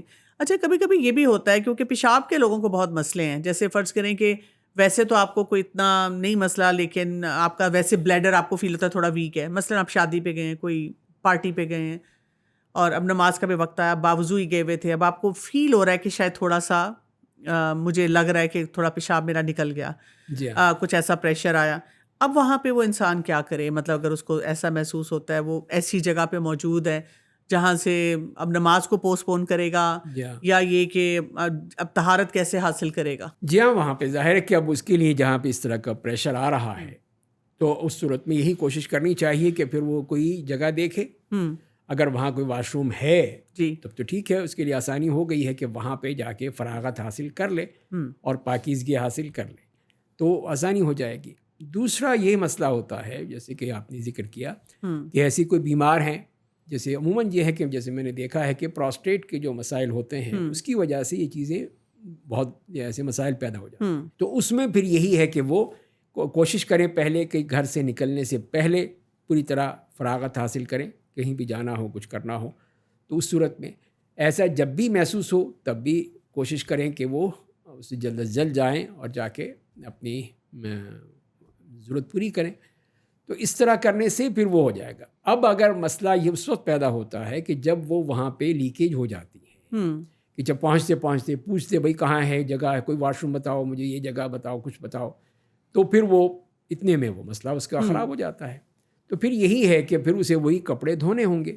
کپڑے ہوں گے اگر زیادہ ہیں تو پھر وہ پورے ہی کپڑے بدلنے ہوں گے یا کم از کم دھونے ہوں گے. اور اگر تھوڑا سا ہے، چند قطرے ہیں، تو اس کو دھو لیں کر لیں. اور پھر وہ اگر نماز ہے نماز پڑھیں. اگر کوئی چیز نکل بھی جائے تو وہ ایک طرح سے ان کو اس میں رخصت مل جائے گی. صحیح، چند قطرے ہی ہیں. ایک اور چیز جو ہمیں ہماری شریعت نے بتائی ہے کہ وہ ہمیشہ اپنی جو شلوار پہ یا کپڑے پہ وہ پانی کے چھینٹے ڈال لیں. اچھا، چھینٹے ڈال لیں، جو اس سے یہ ہوگا وہ چیز وہ وہم ختم ہو جائے گا. وہ وہم ہے کہ میں ناپاک ہوں. یہ چیز جو ہے نا، جو وہم کی بیماری، وہ بہت ہی خطرناک بیماری ہے کہ انسان پھر ہر وقت یہی سوچتا رہتا ہے کہ میں ناپاک ہوں، میں نماز نہیں پڑھ سکتا، میں یہ نہیں کر سکتا. تو یہ عذر نہیں ہے. جی، یہ آپ نے جو بات کی میں اسی پہ آنا چاہ رہی تھی کہ جو وہم ہے، میں نے دیکھا ہے کہ جو طہارت کے معاملے میں جو وہم ہے جو کہ OCD کی شکل کا ہے، جس میں لوگوں کو یہ لگ رہا ہوتا ہے کہ ہم ناپاک ہیں. اور اکثر اوقات جب لوگوں سے میری بات ہوتی ہے تو پتہ یہ چلتا ہے کہ وہ والی جو حدیث ہے جس میں آتا ہے کہ جو پیشاب کے چھینٹے ہیں اس سے قبر کا عذاب ہو رہا ہے. لوگ کیا کرتے ہیں کہ اتنا وہم پال لیتے ہیں، شاید ان کی پہلے سے وہمی شخصیت ہوتی ہے اور اس کی وجہ سے غسل کر رہے ہیں تو 4 گھنٹے، استنجا کر رہے ہیں تو وہ بھی 2 3 گھنٹے، اس کی وجہ سے نمازیں بھی ڈیلے ہو رہی ہیں، کام بھی نہیں کیے جا رہے ہیں، ڈپریشن الگ ہو رہا ہے. ایسے افراد کو سمجھانا بہت مشکل ہوتا ہے کیونکہ وہ کہتے ہیں کہ آپ تو مجھے بتا رہی ہیں لیکن میرے اندر کی آواز مجھے یہ کہہ رہی ہے کہ میں ناپاک ہوں، اور اگر میں ناپاک ہوں تو اللہ مجھ سے راضی نہیں ہوگا. تو ہمارا دین اس سلسلے میں ہماری کیا رہنمائی فرماتا ہے؟ جی ہاں، پہلے بات تو وہی چیز جیسے آپ نے ذکر کیا اسی حدیث کا کہ عذاب قبر میں جو آپ نے بتایا تھا ایک شخص کے بارے میں کہ وہ کان لا یحترز من بولی، اپنے پیشاب سے وہ بچتا نہیں تھا. تو یہاں پہ یہ ایک بات ہو رہی ہے کہ وہ کوشش نہیں کرتا تھا. اسی سے یہی سمجھا جائے گا نا کہ وہ کوشش نہیں کرتا تھا کہ ان قطروں سے بچ جائے. جہاں پہ اگر وہ اس نے اپنی ضرورت پوری کرنی ہے، اگر وہ کسی واش روم میں ہے تو وہاں پر، یا اگر کھلی جگہ ہے تو وہاں پر ایسی جگہ بیٹھے کہ جہاں پہ وہ چھینٹے دوبارہ واپس نہ آئیں، اس کی جسم پہ نہ لگے. تو یہ کوشش کرنی چاہیے. تو اگر کوئی کوشش کرتا ہے تب تو ٹھیک ہے، پھر کوئی مسئلہ نہیں ہوگا انشاءاللہ. لیکن اگر کوئی اسی میں بالکل ہی یعنی لاپرواہی ہے، جیسے وہ دیکھا جاتا ہے کہ جہاں پہ وہ راستے میں جا رہے ہیں کہیں پہ وہیں بیٹھ گئے، اب نہ اس کی پاکیزگی کا کوئی انتظام کیا ہے، نہ طہارت کا انتظام کیا، اسی طرح کپڑے پہنے اور چل دیے، تو یہ غلط بات ہے. یہ چیزیں جو ہیں یہ اسلام اس کی اجازت نہیں دیتا ہے کہ اس طرح ہم کریں. تو اس کے لیے باقاعدہ ہمیں اس کا انتظام بتایا گیا، اس کا طریقہ بتایا گیا کہ وہ ہمیں کرنا ہوگا، تبھی پاکیزگی ہوگی، تبھی صفائی ہوگی. اب اس میں جیسے کہ جو ہمیں بتائے گئے ہیں کہ وہ 2 طریقے ہیں کہ اس میں ایک تو استنجا ہے اور دوسرا بھی کہا جاتا ہے استبراء. تو استنجا تو یہی ہے کہ وہ یا تو ڈھیلوں سے ہوگا، جیسے کہ حدیث میں بھی آتا ہے کہ استجمر احدکم فلیوتر، کہ جب بھی تم میں سے کوئی شخص اس طرح استنجا کرتا ہے تو وہ وطر تعداد میں وہ لے، یعنی 3 ڈھیلے ہوں، تاکہ یہ کہ پوری طرح صفائی ہو سکے. ظاہر ہے کہ وہاں پہ اس زمانے میں نہ پانی تھا اتنا، نہ اس کی کثرت تھی، اور اتنی آسانی سے ملتا بھی نہیں تھا. تو اس کے لیے پھر ایک متبادل بتا دیا گیا ہمیں کہ وہ مٹی کے ڈھیلے ہیں، تو وہ جتنے بھی پیشاب ہوگا اس کے جذب کر لیں گے اور پاک ہو جائے گا انسان. اور اسی طرح دوسری حالت میں بھی کہ اگر وہ اس کو پکانے کا مسئلہ ہے وہ بھی کیا جا سکتا ہے. تو دوسرا ہے پانی سے، اور اسی لیے اللہ تعالیٰ نے اہل قباء کی تعریف فرمائی، یحبون ان یتطہروا، کہ وہ تو یہ چاہتے ہیں کہ وہ پاکیزگی اختیار کریں، اور اللہ تعالیٰ اس چیز کو پسند فرماتے ہیں. تو نبی کریم صلی اللہ علیہ وسلم نے ان سے خاص طور پہ پوچھا کہ اللہ نے تمہاری تعریف کی ہے اس آیت میں، تم کیا کرتے ہو تم لوگ؟ تو انہوں نے کہا کہ ہم وضو کرتے ہیں اور پھر غسل کی ضرورت ہو تو غسل کر لیتے ہیں. کہ نہیں، کچھ اور بھی ہے، ہوگا کچھ اور ہے، بتاؤ اس کے علاوہ کیا ہے؟ انہوں نے کہا یہ ہے کہ ہم جب بھی جاتے ہیں اپنی قضاء حاجت کے لیے تو اس کے بعد پانی سے ہم استعمال کرتے ہیں. تو کہا یہ ہے، اس وجہ سے اللہ نے تمہیں پسند فرمایا ہے اور تو اس کو تم باقی رکھنا، چھوڑنا نہیں. تو آپ نے تاکید فرما دی.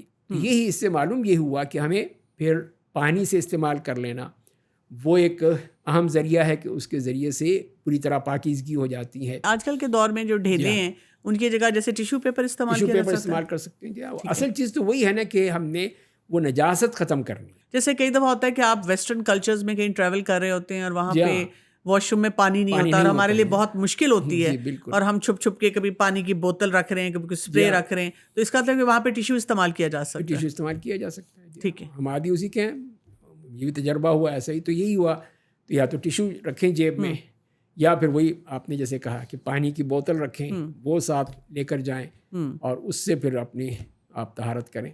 تو یہی کرنا پڑتا ہے. اچھا، یہ جو بات آپ نے بتائی نا کہ اس میں کہا گیا کہ وہ شخص، حدیث کے جو الفاظ میں ہے کہ وہ شخص محتاط نہیں تھا اس کے لیے، تو ہمیں پھر جیسے بچوں کو بھی سکھانا ہے یا بڑوں کو بھی بتانا ہے.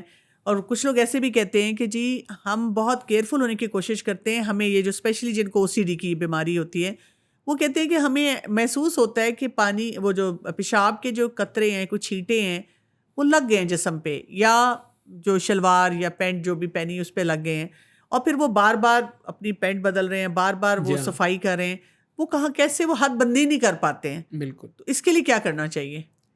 جی ہاں، اس میں بھی جیسے کہ وہ حدیث آتی ہے کہ نبی کریم صلی اللہ علیہ وسلم نے فرمایا کہ نماز میں تم میں سے کوئی شخص نماز میں سے نہ نکلے جب تک کہ اگر اس کو احساس ہو رہا ہے کہ اس کو کوئی شک ہے، تو اس کے لیے ایک فارمولہ بتا دیا گیا کہ یا تو وہ آواز محسوس کرے، کوئی آواز یعنی جیسے گیس خارج ہوتی ہے، اور دوسرا یہ ہے کہ بو محسوس ہو کہ بدبو آ رہی ہے، تو پھر وہ نماز چھوڑے اور جا کے وضو کر لے. ٹھیک ہے. تو یہاں ہمیں ایک اصول مل گیا شریعت کا کہ جو یقین ہے وہ شک اس کو ختم نہیں کر سکتا. اس لیے کہ یقینی ہے، آپ نے وضو کیا ہے، اپنی ضروریات سے فارغ ہو کے وضو کر کے پھر آپ نماز کے لیے کھڑے ہوئے ہیں، تو یہ ایک یقینی بات ہے. اور یہ ایک صرف شک ہے کہ پتہ نہیں میرا وضو باقی رہا نہیں رہا، یہ ہو گیا وہ ہو گیا. شیطان خاص طور پہ ہمارا ازلی دشمن ہے، وہ پھر مزید جو ہے وہ اس قسم کی چیزیں ڈالتا ہے ذہن میں کہ کسی طرح یہ شخص نماز چھوڑ کے چلا جائے. تو اسی لیے پھر نبی کریم صلی اللہ علیہ وسلم نے یہ بتایا کہ نہیں، ایسا نہیں کرنا ہے جب تک کہ تمہیں یہ دو علامتیں، ان میں سے کوئی علامت مل جائے کہ وہ تو یقین ہو جائے گا کہ ہاں وضو نہیں ہے. اب اس کو چاہیے کہ جا کے وہ وضو کر لیں. صحیح. تو لہذا یہی چیز جو ہے یہ وہم کی بیماری کو بھی ختم کرتی ہے کہ ہمیں یقین پہ ہی منحصر ہونا چاہیے، اسی کو ہی ہمیں بیس بنانی چاہیے کہ میں نے وضو کیا تھا، میں اس میں بالکل ہی یقینی طور پر جانتا ہوں کہ میں پاک ہوں، تو لہذا میری نماز صحیح ہوگی انشاءاللہ. جب کہ شک نہیں ہے. لیکن وہمی مریض جو ہے وہ بار بار اسی کو ہی کرتا ہے. تو پہلی بات تو یہ ہے کہ اس کو یہی یقین دلانا ہے کہ تو تم نے جو پہلی مرتبہ کر لیا وہ کافی ہے، اب اس کی ضرورت نہیں ہے اب دوبارہ کرنا. یہ تم ایک تو کئی نقصانات کر رہے ہو. ایک تو یہ کہ اپنا وقت برباد کر رہے ہو. نمبر 2 یہ ہے کہ وہ پانی کا ضیاع ہے، اس سے بھی منع کیا گیا ہے کہ یہی کہا گیا اگر تم ایک بہتی ہوئی نہر پہ بھی وضو کر رہے ہو تو وہاں پہ بھی پانی ضائع مت کرو. یہ نہیں کہ پانی بہت ہے تو ہم اس کو ویسے ضائع کرنا شروع کر دیں. جتنی ضرورت ہے اتنا پانی ہی استعمال کریں. جی، اس کے لیے مجھے آپ کی بات سن کے خیال آ رہا ہے کہ ایک چیز آج کل انگریز بہت سکھاتے ہیں نا، مائنڈ فلنس، کہ آپ جہاں پہ بھی ہوں آپ شعوری طور پہ اس جگہ پہ موجود ہوں، اپنے آپ کو رکھیں. تو مجھے یہ بات سمجھ آ رہی ہے کہ ہمارا دین سبحان اللہ چاہتا ہے کہ جب ہم واش روم میں بھی ہوں تو وہاں پہ بھی شعوری طور پہ حاضر ہوں کہ ہم کیا کچھ کر رہے ہیں، تاکہ یہ کہ ایک تو مسنون طریقے سے کریں، اور دوسرا یہ کہ ہمارے اندر وہی حقائق جو ہے نا اس کے اوپر یقین زیادہ ہے. بیڈ پین جو پیشنٹ استعمال کرتے ہیں تو ان کو بھی یہ بہت رہتا ہے کہ ادھر ادھر کہیں کچھ لگ نہ گیا ہو. اور کئی دفعہ جو کیئر گیورز ہوتے ہیں, اگر کوئی نرس ہے تو وہ کئی دفعہ وہ پرواہ بھی نہیں کرتے, کوئی گھر والے ہیں تو وہ بھی پریشان ہوتے ہیں, پھر وہ کہتے ہیں کہ پتہ نہیں کچھ لگ نہ گیا ہو. تو ان کو کیا, اگر فرض کریں کوئی لگ بھی گیا ہو, کیونکہ اس میں چانس بھی ہوتا ہے نا, بیمار ہیں اور اس کو بیڈ پین کو کر رہے ہیں, تو کتنا پھر اس میں صفائی دوبارہ کرنی چاہیے, کتنا دیکھنا چاہیے کہ جی کہیں کوئی پیشاب لگ تو نہیں گیا یا کوئی جگہ ناپاک تو نہیں رہے گی. بالکل یہ مسائل ہیں اور حقیقت ہے. تو اس قسم کے مسائل پیش آتے ہیں خاص طور پہ بیماروں کے لیے, مریضوں کے لیے. تو اس میں پھر وہی چیز ہے کہ ہمیں یہی کہا گیا کہ جتنا بھی کر سکتے ہو, جتنا بھی, یعنی اس سے بڑھ کر نہیں, اس سے زیادہ نہیں. جیسے کہ ابھی میں نے ذکر کیا تھا استبراء کا, کہ یعنی وہ یہ کہتے ہیں کہ تم پوری طرح یہ کنفرم کرو کہ اب کوئی چیز نہیں ہے. تو وہ بہت مشکل ہے, بہت مشکل ہوتا ہے مرحلہ کہ اس میں کیسے کریں, کیسے یقین ہوگا کہ اب کوئی قطرہ نہیں آئے گا, اب کوئی کپڑے خراب نہیں ہوں گے, یہ یقینی ہو ہی نہیں سکتا. تو لہذا اس میں تکلف کرنا کہ آدمی یہ کرے اور وہ کرے, اتنے قدم چلے اور اتنے قدم پیچھے ہٹے, اور یہ یعنی مختلف قسم کی ایسی چیزیں جو ہیں جو کہ یعنی بغیر ضرورت کے ہیں, کوئی ان کی ضرورت نہیں. اسی طرح یہاں پر بھی ہے کہ جب کہ وہ ایک بیمار ہے, پہلی بات. نمبر 2 یہ ہے کہ وہ خود سے کچھ نہیں کر سکتا. ظاہر ہے کہ وہ جو اس کے ساتھ جو بھی کیئر ٹیکر ہوگا وہ کرے گا. وہ ہو کہ نرس ہے یا میل ہو یا نرس مرد ہے تو اس کے لیے تو وہ وہی کریں گے, اس میں ہی ہوگا. تو اس میں یہی ہے کہ ان سے یہی کہا جائے, ان کو ایسی ہی ٹریننگ دی جائے کہ جو بھی ہو اس کی تم نے مکمل صفائی کرنی ہے, مکمل طور پہ اس کو پاک کرنا ہے. جی تو یہ ہونا چاہیے. اگر تھوڑی بہت کچھ رہ بھی جائے کوئی چیز اسی بیماری کی وجہ سے, تو پھر وہ اس میں کوئی حرج نہیں ہے, ٹھیک ہے, اس کو رخصت مل جائے گی. پیمپرز کی ہم نے بات کی بچوں کی, جی ہاں, ان میں تو ان کی تربیت کرنی چاہیے, کوشش کرنی چاہیے کہ جلد سے جلد وہ اس سے اتر جائیں, ہٹ جائیں سے. لیکن جو ہمارے بزرگ ہوتے ہیں کئی دفعہ ان کی بیماری ایسی نوعیت کی ہوتی ہے کہ اب وہ پیمپر میں ہوتے ہیں, وہ اس چیز سے بہت خائف ہوتے ہیں. وہ بار بار کہتے ہیں کہ پیمپر کی وجہ سے مجھے لگ رہا ہے کہ میں پاک نہیں ہوں, یا یہ کہ فرض کریں کہ ابھی ان کا لگ رہا ہے کہ کوئی پیمپر فوراً چینج نہیں کر رہا. اس میں ہمارے پاس ایسے مسئلے بھی آ جاتے ہیں کہ جی گھر والے پیمپر تو پہناتے ہیں لیکن جلدی بدلتے نہیں ہیں, ان کو لگتا ہے کہ بہت خرچہ ہے, یہ ہمیں دیکھنا ہے. اس کی وجہ سے کئی دفعہ نجاست ان کے اندر ابھی موجود ہے, لیکن وہ نماز کا وقت ہے, وہ پڑھنا چاہ رہے ہیں.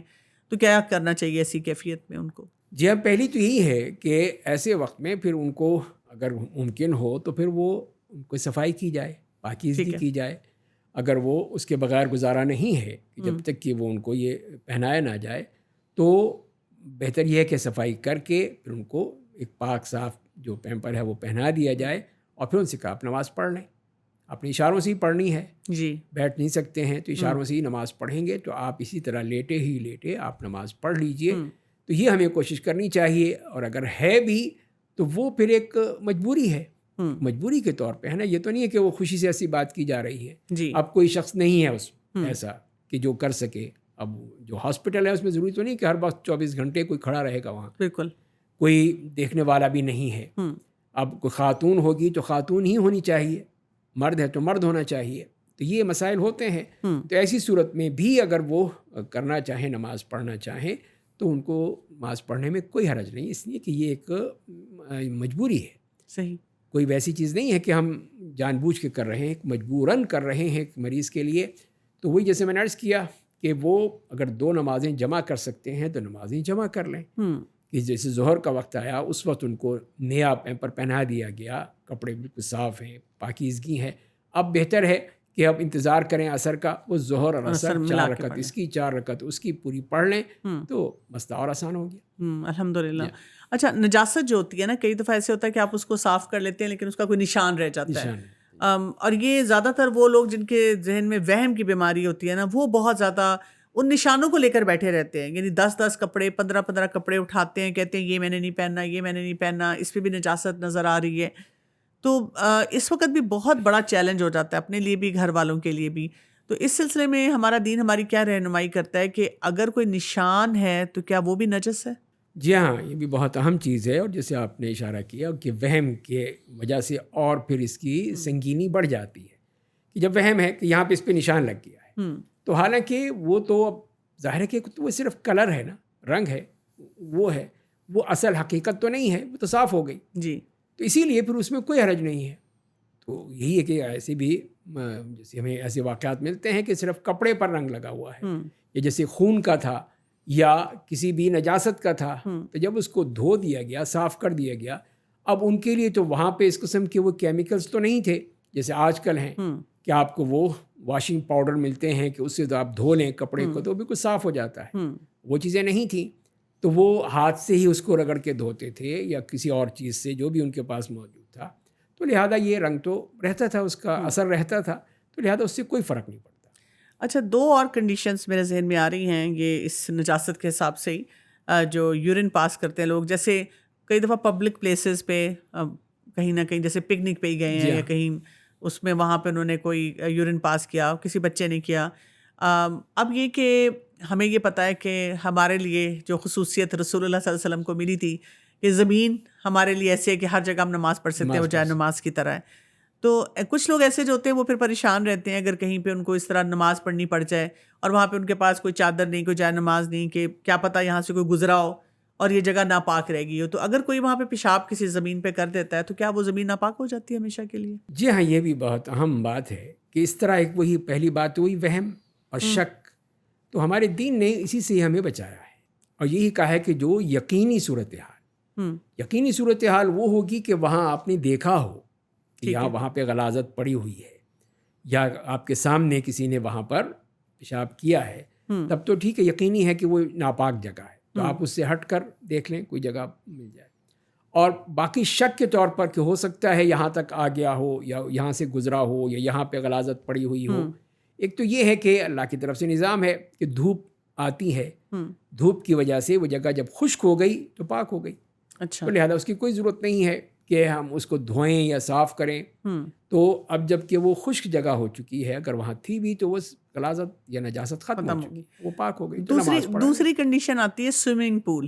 جی اس کے معاملے میں بھی کچھ لوگوں کو جیسے اگر کوئی ڈاکٹر ایڈوائز کرتا ہے یا ویسے جنرلی وہ سمجھتے ہیں کہ اپنی صحت کے حساب سے ہمیں سوئمنگ کرنی چاہیے، تو اگر ان کے ذہن میں یہ خیال آتا ہے، کیونکہ یہ کئی دفعہ سننے کو ملتا ہے کہ جی لوگ جو سوئمنگ پول میں جاتے ہیں اور وہ باہر نہیں نکلتے، اور اسی طرح اگر ان کو تھوڑا بہت کوئی پیشاب آ جائے تو اسی میں کر دیتے ہیں، تو یہ ایک جو سینیریو ہوتا ہے اس سے لوگ بہت گھبراتے ہیں کہ ہم کیسے آئیں جائیں، اس سلسلے میں آپ کیا رہنمائی کریں گے؟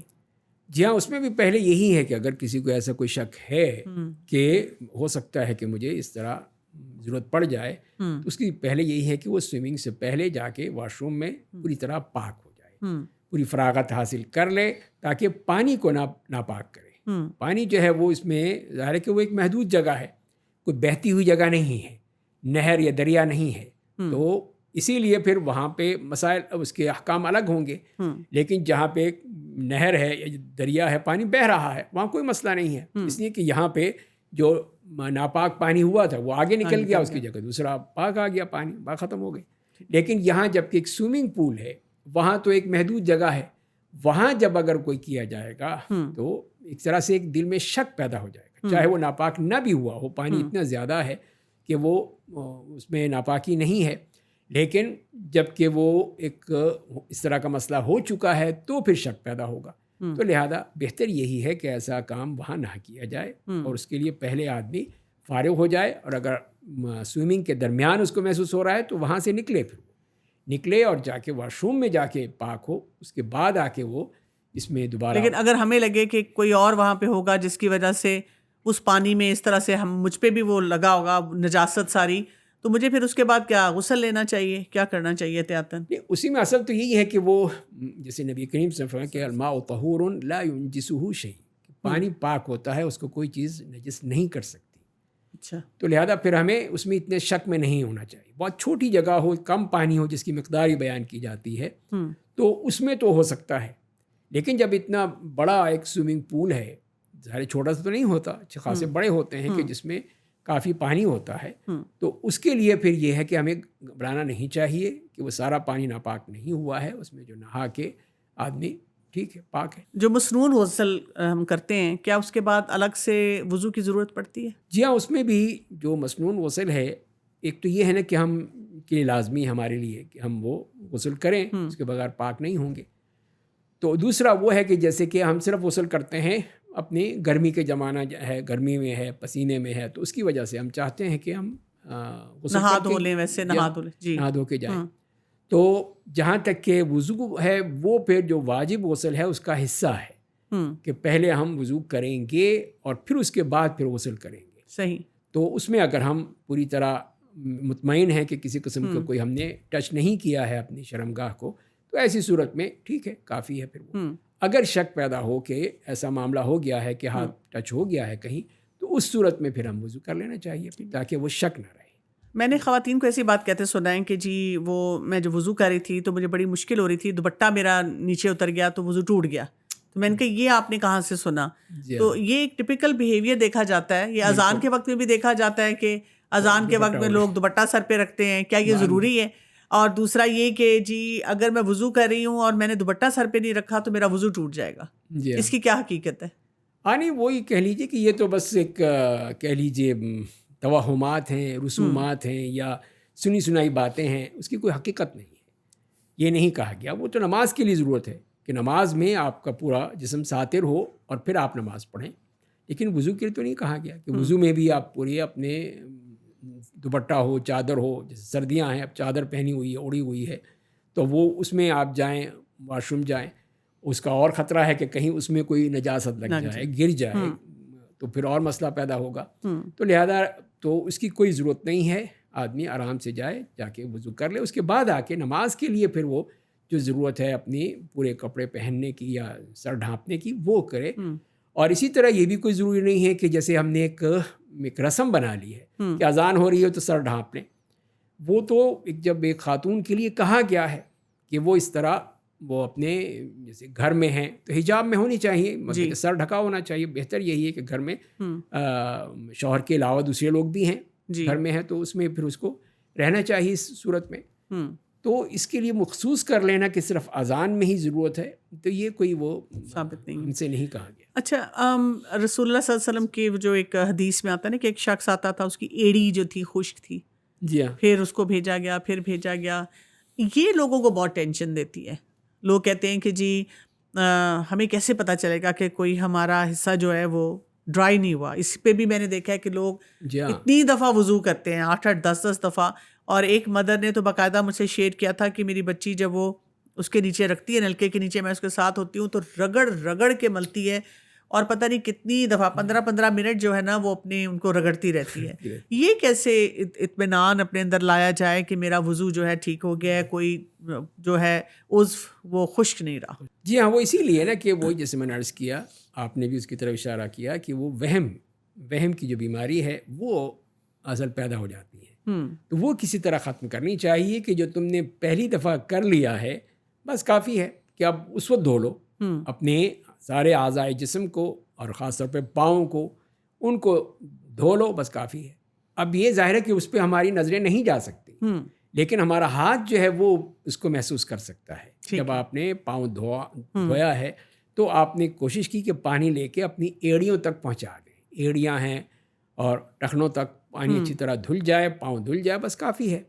اب اس کو کیسے یقین کیا جائے کہ وہاں پہ آپ کسی قسم کے وہ آئینے لگائیں کہ اس میں نظر آئے, تو یہ تو تکلفات ہیں. اسلام تکلفات سے بالکل بالاتر ہے کہ ایسے تکلفات نہیں کیے جائیں گے. یعنی وہ ہونی چاہیے چیز جو کہ ہر انسان آسانی سے کر سکے. تو آسانی اسی میں ہے کہ ہم نے جب پانی لیا اور پانی سے اپنی ایڑیاں دھو لیں, بس کافی ہے.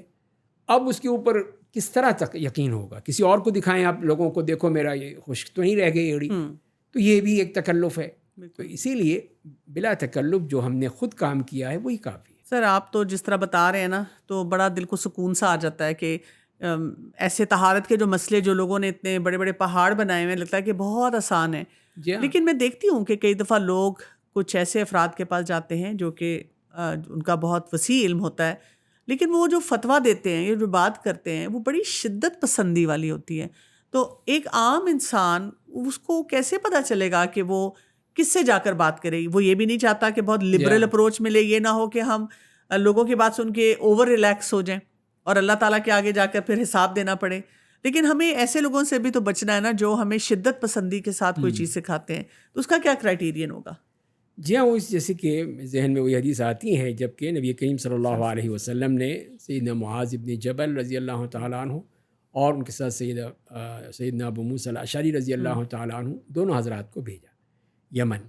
وہاں پہ وہ گئے تھے ایز اے گورنر بھی تھے، قاضی بھی تھے، عالم بھی تھے، داعی بھی تھے، سارے ان کے کام تھے. تو ان کو آپ نے نصیحت فرمائی. پہلے تو یہ کہا کہ بشروا ولا تنفروا، لوگوں کو خوشخبری دینا، متنفر مت کرنا کسی سے، یہ نہ کہ وہ اسلام سے ویسے ہی وہ اکتا جائے. دوسری بات کہ یسرا ولا تعسرا، آسانی پیدا کرنا، مشکل مت پیدا کرنا. تو یہی ہے کہ جہاں پہ شریعت نے ہمارے لیے آسانی رکھی ہے تو ہمیں وہ آسانی دینی چاہیے لوگوں کو. کیوں ہم کہیں کہ نہیں نہیں یہ نہیں ہو سکتا، یوں کرو اور وہ کرو اور اس طرح کرو اور اس طرح کرو، تو وہ بیچارہ پریشان ہو جائے گا اس معاملے میں. تو اسی لیے جو آپ کا یہ اصول ہمارے سامنے رہنا چاہیے کہ یسرا ولا تعسرا، اور یہی کہا کہ یسروا ولا تعسروا، کہ لوگوں کے لیے آسانی دو. جو آسانی ہے جس میں، یعنی جو شریعت کی روشنی، یعنی کہ ہم اپنی طرف سے کہہ دیں جو شریعت نے آسانی دی ہے وہ ان کو دینی چاہیے، اور ان کے لیے مشکل مت کرو. کہ جیسے کہ ہم کئی مسائل میں دیکھتے ہیں، حج میں دیکھتے ہیں کہ ان کے لیے مشکلات ہی بیان کی جاتی ہیں کہ اس طرح کہ وہ پریشان ہو جائیں ذرا سی بات پہ، کہ تم پہ دم ہو گیا، تم پر یہ ہو گیا، تم پر وہ ہو گیا. یہ سب وہ مشکلات کا معاملہ ہے، جبکہ ہمارے لیے تو آسانیاں رکھی گئی ہیں ہمارے دین میں. الدین یسرون، دین تو آسان ہے، دین تو اللہ کی طرف سے آسانی کی گئی ہے. تو جب اللہ تعالیٰ نے آسان کیا ہے، نبی کریم صلی اللہ علیہ وسلم نے اس میں آسانی پیدا کی ہمارے لیے، تو پھر ہم کیوں مشکل کریں؟ تو ایسے ہی حضرات جو کہ اس طرح مشکل پسند ہوتے ہیں یا شدت پسند ہوتے ہیں، تو وہ پھر اپنے لیے بھی مشکل کرتے ہیں، دوسروں کے لیے بھی مشکل کرتے ہیں. تو وہ بھی اللہ کے ہاں پوچھے جائیں گے کہ ایک چیز آسان تھی. اب آپ کہیں کہ یہ دیکھیں یہ بڑے لبرل ہیں، یہ کہہ رہے ہیں کہ 2 نمازیں اکٹھی پڑھ لو، تو ہم پر بھی کہیں گے. جی تو اسی لیے جبکہ یہ چیز موجود ہے شریعت میں، اس کی اجازت موجود ہے کہ اس طرح ایک مریض، یہ نہیں کہہ رہے ہم ہر ایک کو کہہ رہے ہیں، وہ بھی جائز ہے کہ ایک جگہ پہ رہتے ہوئے ضرورتاً کیا جا سکتا ہے. تو اس میں بھی اب ایک اجازت مل گئی، شریعت نے اجازت دے دی، تو پھر ہم کیوں کہیں کہ نہیں تمہارے لیے کوئی اجازت نہیں ہے، تم کرو. اب بیچارہ بیمار ہے، بیڈ پہ پڑا ہوا ہے، آپریشن ہوا ہے، اٹھ نہیں سکتا ہے، آپ اسے کہیں کہ نہیں جاؤ، جا کے واش روم میں جاؤ، پاکیزہ ہو، پھر آ کے نماز پڑھو، تو اس کے لیے تو مشکل ہو جائے گی. بالکل یہ ہے کہ آسانی ہمیں جو ہماری شریعت نے دی ہے، دین نے دی ہے، تو ہم لوگوں کے لیے مشکل کیوں کریں. بہت بہت شکریہ، جزاک اللہ خیر سر آپ کا. تو ناظرین ہمیں یہ بات سمجھ آتی ہے کہ جو بھی بیماریاں ہیں، جیسے ہم نے بیماریوں کی بات کی، تو بیماریوں کی نوعیت کو بھی سمجھنا چاہیے. جہاں جہاں کسی طبیب کے پاس جانا ہے، کسی ڈاکٹر کے پاس جانا ہے، ان سے بھی مشورہ لینا چاہیے. لیکن ساتھ ساتھ ہر جگہ پہ اپنے آپ کو اللہ کا بندہ بنا کے رکھنا چاہیے کہ جو طہارت ہے یا جو معاملات ہیں دین کے، نماز ہے، اسی طرح باقی معاملات ہیں، ان کو ہم نے اللہ کے حکم کے مطابق کرنا ہے، کیونکہ اصل بات یہ ہے کہ ہم نے اینڈ آف دا ڈے اپنے رب کو راضی کرنا ہے. اجازت چاہتی ہوں. السلام علیکم ورحمۃ اللہ وبرکاتہ.